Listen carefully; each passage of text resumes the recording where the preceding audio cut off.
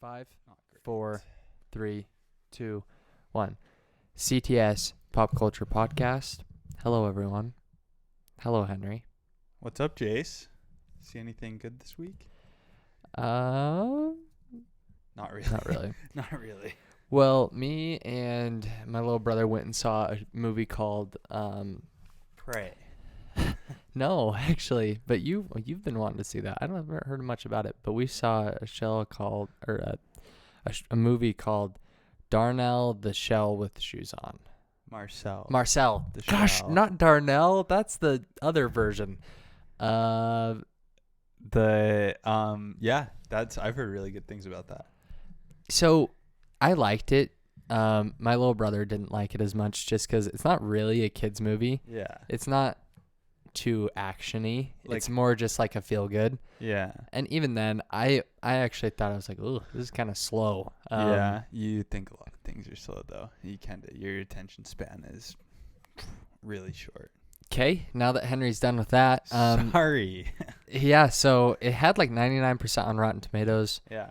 I thought it was good. Like, I thought it was pretty cute. The shell is cute. He's got like a cute little voice. Well, and you know that comes from a YouTube video, No. right? Yeah.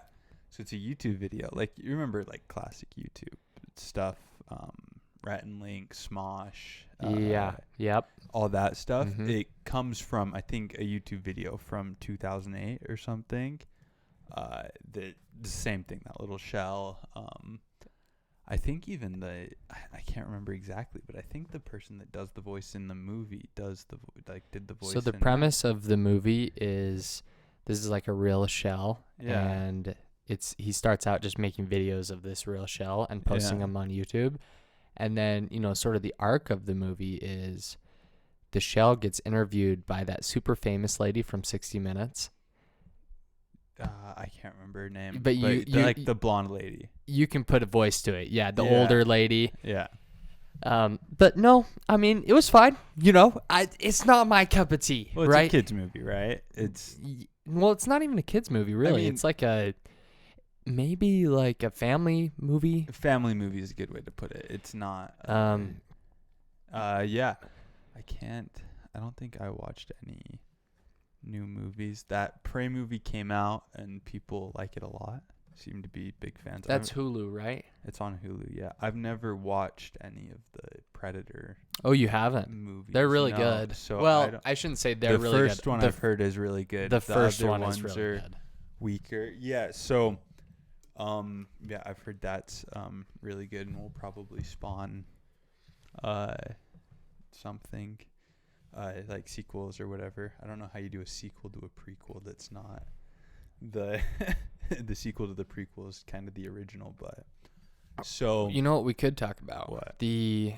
There's rumors that HBO Max and Discovery Plus are going to merge, and HBO Max is going to merge into Discovery Plus. No one really knows if it's true at this point, but I think it is. I think it's pretty much confirmed So- for next summer. going off of that, they released an infographic.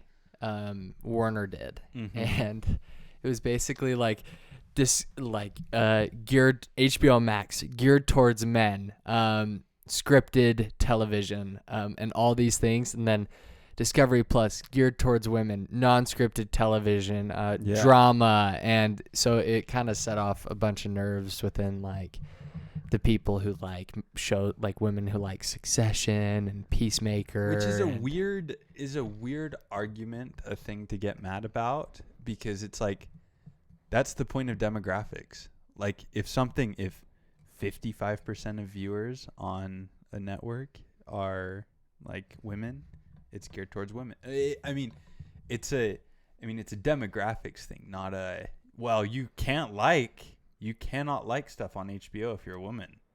Well, yeah, and it's hard to argue with statistics, right? Because it's like, when you characterize something with adjectives and say women tend to like drama or tend to like this, it's like, well, we can back that up by saying, okay, these live action 70% of shows, viewers. 70% of viewers are women. I wouldn't have taken offense to that if I was a woman, but And I didn't take offense, for example, for saying guys like scripted television. I And you could make the same argument saying, and I know you I love like House non-scripted Hunters. Well, I actually really unironically like House Hunters, but you like Survivor, for Survivor, for like example. reality TV. And I think a lot of the yeah, it's a weird one. And I don't know. I think it makes sense for them to combine the two services. Well, it should be combined into HBO Max. That's what I don't understand, because HBO Max is where Warner has had a lot of success with HBO Max. I mean, Succession has won. It was, I don't know if you saw it at the Emmys, but it was like Succession, like every single category, I just think, I mean, and just like, dominated. Discovery bought like Warner Brothers, so it'd be weird for Discovery to come in and go like, Wait, Discovery bought Warner Brothers? yeah, When? one. That's why they're combining, right? Is because it was like pretty recently. Where did Discovery get that kind of money? Warner Brothers was struggling, and AT&T was trying to offload it, because AT&T owned Warner Brothers. So I mean, yeah. So But Discovery? yeah, What did they own? It's all just reality stuff, right? pretty much. I And mean, there it's- is some really cool stuff. Like, I don't know if Well, and it's successful. I mean, think about like all of those. Like, I don't know, like there's, what's it called? Like, but it's cable stuff, right? I don't know anyone that watches reality shows on streaming. I only know the only people I know that watch reality shows have cable, and people are moving away from cable. yeah, and there's, I think, quite a few people watch. I mean, Discovery Plus has like not a lot of their shows. They have kind of programming, like extra programming on kind of their streaming service. But yeah, I understand. To me also, I think I'd be more likely to be interested in it if it stayed branded HBO Max and you just had the Discovery catalog on it. But I also understand from Discovery's point of view, like, you can't really buy Warner Brothers and go, okay, like, here's HBO, like, we're gonna keep it HBO Max even though we bought Warner Brothers. It'd be like when Disney Plus bought Fox, and then we're like, okay, we're gonna actually change Disney Plus to Hulu. Like, Disney Plus is gonna be Hulu now, as opposed to putting Hulu stuff on Disney Plus. Just from a branding perspective, you don't want to be your Discovery, and Warner Brothers is a subsidiary, not kind of the other way around. I do remember watching a lot of Discovery Channel shows growing up. I mean, there was that show. Like all the Shark Week stuff, the like Shark Week stuff. The Finding Bigfoot. I'm trying to think of that show. Which one? River Monsters. River Monsters. Oof, that show was Watched so a ton of good. that stuff. I mean, yeah, and I mean, even stuff now. There's that big, like, I think HGTV is part of. Yeah, and House Discovery, Hunters. I remember watching House Hunters. House Hunters. There's that, like, what's it called? I think Fixer Upper or something, where they're a big Property Brothers. all that stuff. Yeah, all that stuff. So, I mean, I think it's bigger than you think. Like, they're not out there winning Emmys, but I think a lot of people watch those shows. But Survivor isn't Survivor's CBS, so like CBS. Paramount. Okay, gotcha. But and they don't have as many reality shows as much as, or at least like not kind of reality competition shows as much as like unscripted television, in the sense that the Property Brothers aren't reading off a script while they break down a wall. But I'm gonna break this wall now.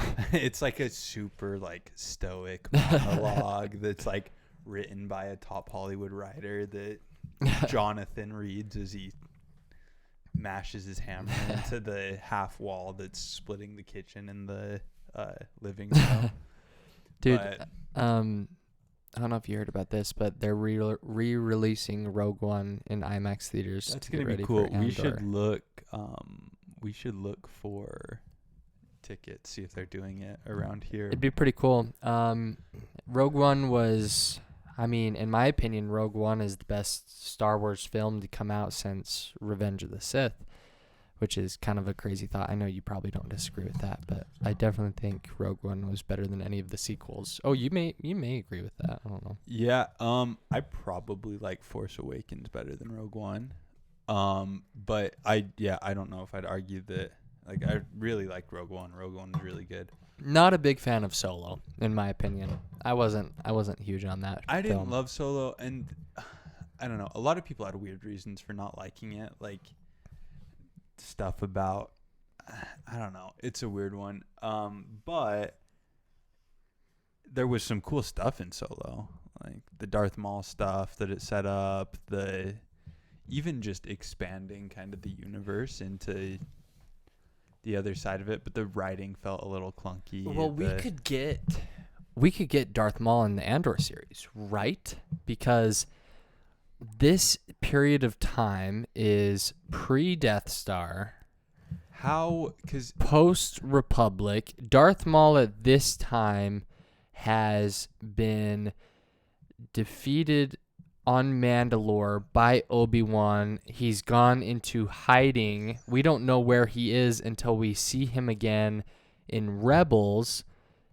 So Rebels is before Rogue One, right? So is Andor, right?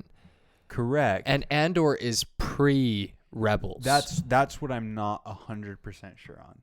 Interesting. 'Cause- I would think because he appeared in Rogue One. Rogue One. So I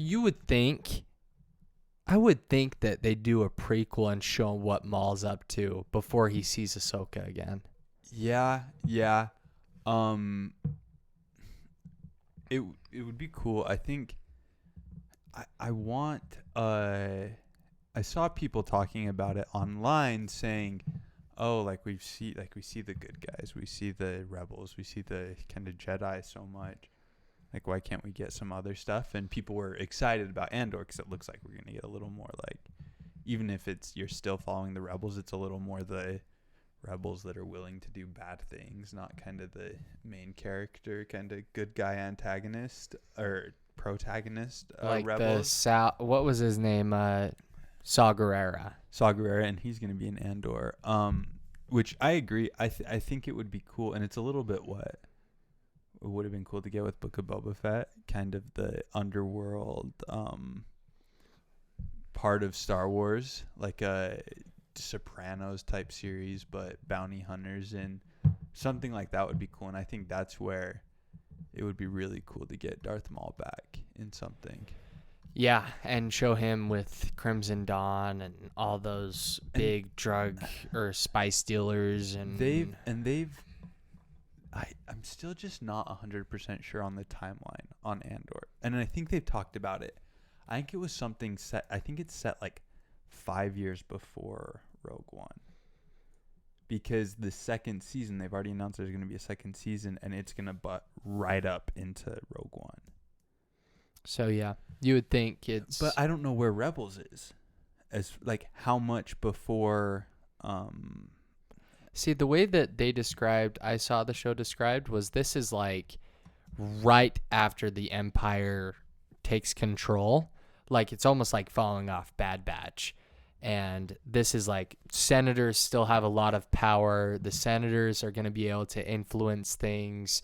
You know, the Emperor is still trying to play to. You got to think, though, I mean, like at A New Hope, there's still senators, right? Until the very, very beginning, yeah.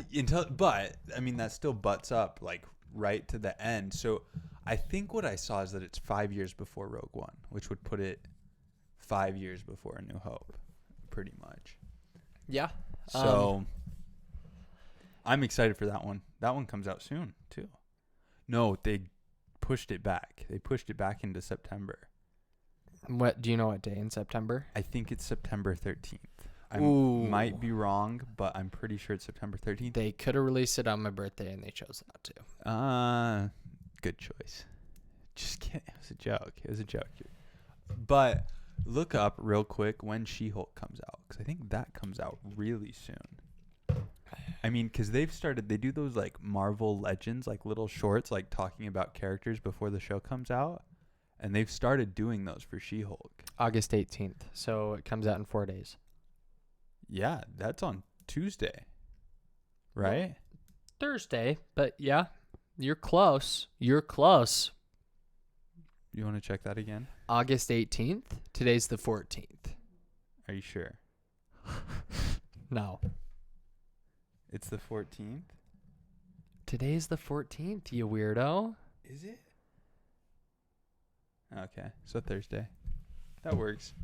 I thought it was a little later. Wow. Um, Brain fart. but yeah, no, that's really soon. So that's So that's like Wednesday night. Yeah, probably. Wednesday night. That is something, and we've talked about it before. It's crazy that they release stuff at midnight It's so dumb. West Coast Because time. HBO, on HBO Max, they release shows at like 8 Like p.m. prime time, Eastern. right? Yeah, 8 p.m. Eastern. So I don't get, because could you imagine like Mandalorian season 2 finale if it was released at Yeah, when 7 people could p.m., actually watch it. 8 p.m.? I mean, I don't get it. Or just push it back to the next day and release it at prime time. Well, and I don't even understand. I have not heard an explanation as to why it's done that way that makes sense to me. Because I've heard people say, oh, there's a server thing. If we released our big kind of tentpole shows at 7 p.m. and everyone tried to get on, it's really hard to stream millions and millions of people kind of all at the same time, everyone trying to get on the app at the same time. But upgrade your servers. Yeah, I don't mean, get it. how many more people really would watch weird. it, and how much more buzz? Could you imagine all the kind of like people like live viewing it, everyone viewing it together for the first time? As it is, here we're Mountain Time. We have to stay up until 1 to watch something, Well, and and you they could release some. And it's 2 a.m. in California, right? Or no, I guess it's 12 p.m. in California, 1 a.m. here. Yeah. But like imagine you could do like watch parties, like people. It would be so much more hyped. And even if it was on like Saturday, like it's weekdays at 1 a.m. to watch a show. And It is weird. That one is really I weird. don't get it. Yeah, it would be so much fun. I mean, we would like probably watch stuff pretty often, like live. Like you do stuff. I mean, For sure. It's kind of annoying. But so we've got She-Hulk coming up this week. We'll get She-Hulk. Then Andor in a couple weeks. When is Bad Batch? Bad Batch, I think maybe November. Because I think it was Andor into Bad Batch into Mando 3. Which I like that we're getting enough stuff that... September 28th. Wow. So we're getting... I like that they're getting enough stuff out now that we're overlapping. Like you've got multiple things coming out at once. I'm really excited for Bad Batch. There was a new Lego set that had Omega in it. Yeah. And it had Cad Bane, but it was like $150. And it's the set itself is actually really cool. It's Cad Bane's ship. But $150? It's $150, and from what I've seen, some of the sets are it's really weird because some of the sets they've been coming out with lately have been like deceivingly larger than they look like on the box. Like the Mandalorian one, I'm doing the Obi-Wan Inquisitor shuttle right now. I'm building it, and that thing's big. It's like this big. Yeah. And maybe that big. And so I think it's minifigures that kill you. Minifigures are a big one. Desirable minifigures. Yeah, and I like if you were telling me it was this big, I'd be like, okay, $150. Yeah. I'll buy it. And to be honest, I'll probably still end up buying it because Yeah. I'm an insane person. But yeah, minifigs are a big deal. Those sets that have a lot of minifigs are usually. It's really weird. The sets that have a lot of minifigs are usually pretty good value too. Like the Daily Bugle set, really cool set, has like 25 minifigs. They're all Spider-Man related. Yeah. The Mos Eisley Cantina set, another $350 set, has like 26 minifigs. The new Harry Potter train set has like 25 or something like that. It's like $500. But that one, they're just getting more expensive. Yeah. Right? And Yeah. that's the thing is like, I think now I realize, like, okay, this is why I didn't get more Legos when I was younger, because they're just expensive. so It's expensive, but yeah. dude. Hold on, real quick. Look up. I just remembered. Look up when the new Lord of the Rings series on Amazon comes out, Ooh, because that's a it's good really show. soon. Really? I think it's next month. Rings of Power is what it's called. September 2nd. September 2nd. So that is 18 days. Yeah, I'm excited for that. We should watch that together, or maybe we do like a Lord of the Rings watch night and go and Yeah, watch, yeah. because it's been a long time since I've seen all the movies together. We did. We had the like extended editions where like Return of the King is like 4.5 hours long and stuff, and we did. I think we did them all in like 2 days or something. Just great. Like some of the best movies kind of ever made. Yeah. Because who made those? So Peter Jackson was the director. No, what was like the studio, or like, was it Fox? Was it? I think it was. Gosh, I think it's Universal. So Does Universal have like Lord of the Rings stuff in their parks? no. So I think I might have heard a rumor the other day that they might be considering it. Tolkien's estate is super weird about That's what I've heard. rights to stuff. I mean, even like we've talked about on here, just kind of the way, even the rights for this show. And he's no longer alive, right? But his son is. And there was a lot of controversy around the Amazon people essentially coming in and firing after acquiring the rights. They fired a bunch of the writers and brought in their own people. And, which my thing is like, I think they would have to try pretty hard to bomb this with how much money they're putting in it. There would have to be actively bad writing and directing and acting for them to bomb this. Here's my thing is I'm worried that, so if it's a good show, I think it's a good show and is generally successful. I'm worried there's a large group of people that will not like it no matter what. Don't care. Yeah, don't care and will complain and not like it no matter what, which is really frustrating because it's like, man, Amazon is putting $500 million into this show. Like, it could be awesome. And the fact that these like hardcore Tolkien fans are going to be like, I don't care. I don't like it. See, that's the nice thing about, with me, the only show that, or like series of movies that I'm actively invested in and feel like I have a generally high knowledge of is Star Wars and maybe Marvel. I don't even know if I'd throw Marvel in there. Yeah. But the nice thing about that is like, I don't have expectations when I watch other stuff, and I'm someone that's generally satisfied with movies. Yeah. So it's like, I usually like going, for example, into Peacemaker. I absolutely loved it. Going into Succession, I loved it. When I turn on a series, I usually get pretty hooked into it. Well, it's like when you don't know, especially in like a fantasy series like Lord of the Rings stuff, when you don't know like all the lore, and so you're like, well, that doesn't really make sense given kind of what has already been explained. Like that's when I think people start to get bogged down in it, where it's the majority of people will like it. And to an extent, I understand that feeling of, oh gosh, like this totally contradicts kind of the original thing. But at the same time, if the writing's good and you fudge a little bit of the lore to make the show better, I'm pretty accepting of that. Yeah, like I said, the only show where I'm a little bit harsher, or series that I'm a little bit harsher, is Star Wars. Yeah. And that's evidenced by my criticism of the sequels. But the only series that I like really struggled to get into, and people are gonna hate me for this, is Game of Thrones. And I never even It's attempted. really overwhelming. I watched the first episode, and it's just really, really overwhelming. And like, well, it's a little like Lord of the Rings in the sense that there's this intense mythology, like already existing mythology. Yes. And getting into that, and once you see there's like 10 or 12 seasons, I can't even remember how many seasons there are. 8. Okay, 8 seasons.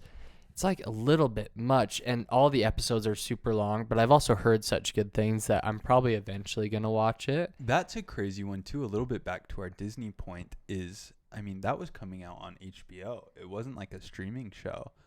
So it was like an event, like event television. Like everyone tuned in at 7 p.m. Sunday or whatever to watch it.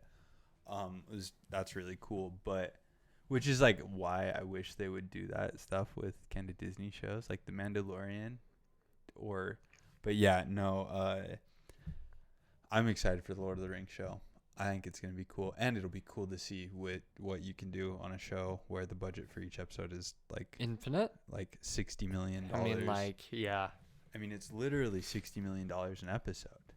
So that'll be really cool. So September 2nd there. So we've got a lot of good stuff coming up. What's our next Marvel movie? Is it Black Panther? I think it's Black Panther. It's got to be, I think. And that's in October. I think that's like October 15th. So that's not too far off. Maybe not October 15th. But that'll be cool. Black Panther was in like my top 3 Marvel movies for a long time. Really? Yeah. I really liked it. Yeah, it's going to be interesting to see what they do because they're in a weird spot story-wise. And I just hope it's not Shuri. I really hope. I really want it to be... I've decided that I want it to be Lupita Nyong'o. Yeah. She's just been a mainstay, and she's so freaking sick, dude. She's good. Yeah. And I think there was that, like a little bit back to the Lego thing, there was that leak where the Lego set leaked. And and it's Shuri. I think I've come around on that where I think part of the story is going to be she tries to take on, like, be Black Panther and realizes, like, oh, it's not going to work out. Yeah. So there's probably, like, a big set piece scene with her at the start, and then she's like, I can't do this anymore. Well, that trailer is probably my favorite Marvel trailer ever. It's cool. I think that trailer is one of my, if not my favorite. It's really cool. It's so sick. And the story, it looks like it's going to be really cool. It's not Atlantis. It's yeah, it's I don't know what they're calling it because it is Atlantis. I don't think so. I think it's something else is what I heard. But I don't know if they changed it because originally it was was Atlantis, I'm pretty sure. But I think they changed it to something so it's more set in like Central America, like Mexico. But like with like Namor, like. And who's the bad guy? The bad guy? Yeah, who do you think the bad guy is going to be? I don't know. Oh, I don't know. Interesting. I'm not sure because you could have it be like the Namor thing, but he's like not necessarily a bad guy. Like there's conflict there, but he's not necessarily like the bad guy. So I don't know who it's going to be. It could just be Namor, but I don't know. I also kind of hope it's not this like world-ending threat. I would like a villain that's not, oh, well, if like this doesn't go right, the world's going to end, because we get that every single movie. Yeah, I don't know about you, but there's definitely a level of like plot exhaustion with that.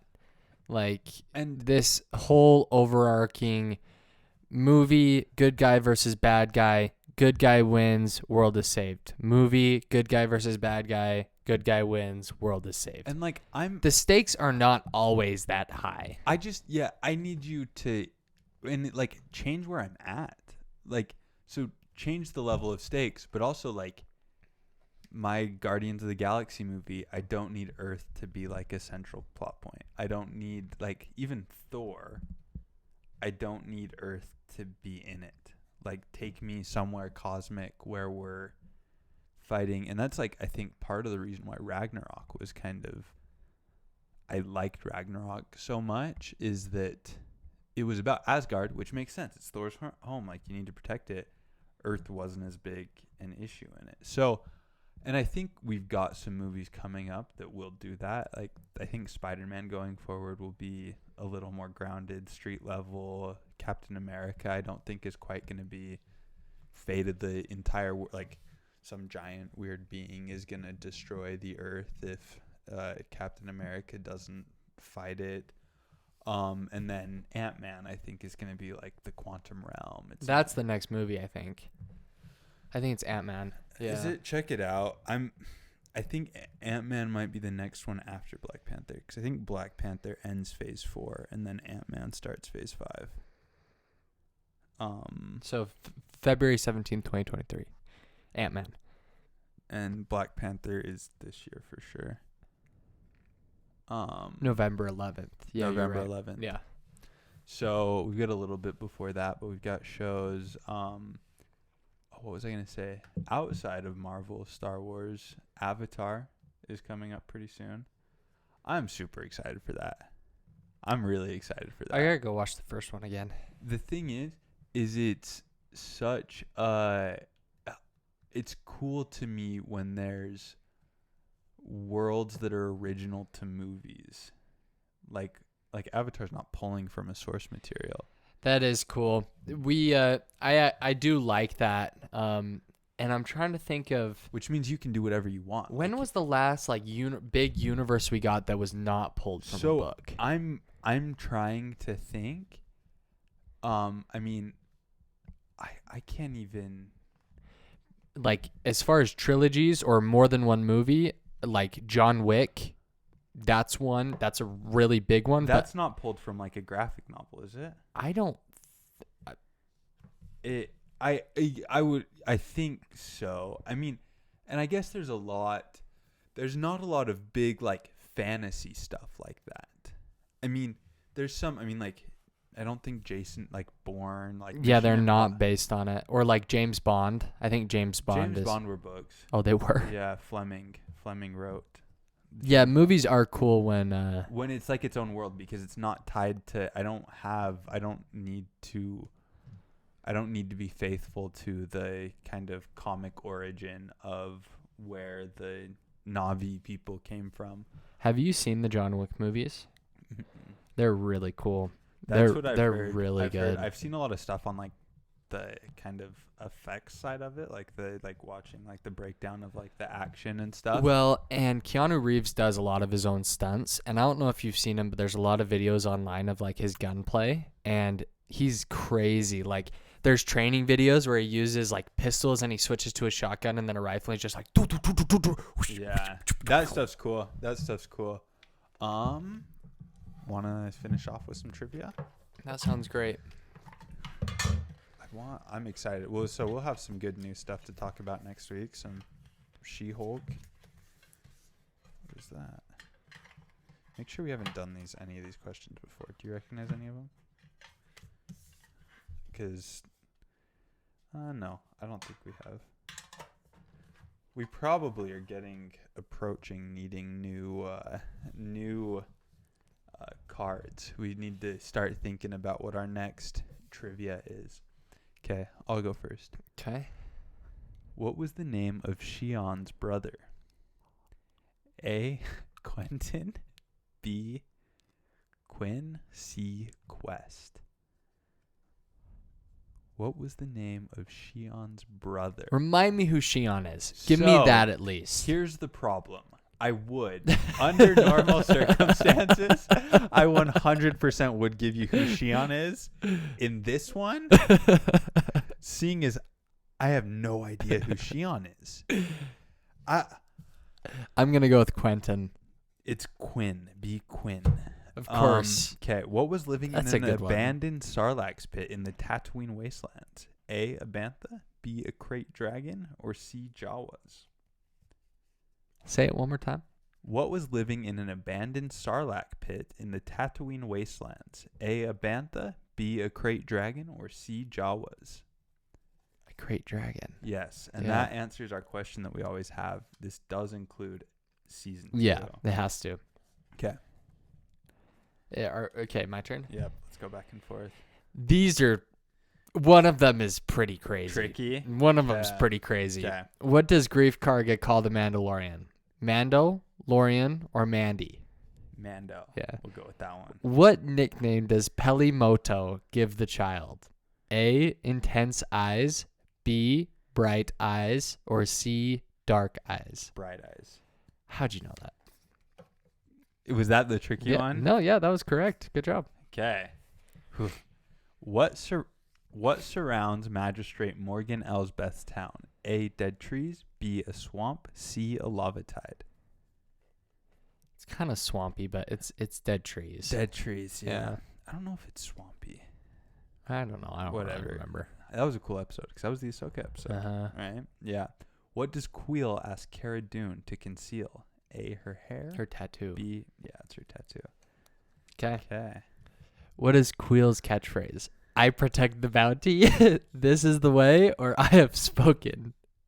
I'm gonna go with I have spoken. That's correct. Where did Cobb Vanth get his Mandalorian armor? Bought it off some Jawas, stole it off some Jawas, or found it?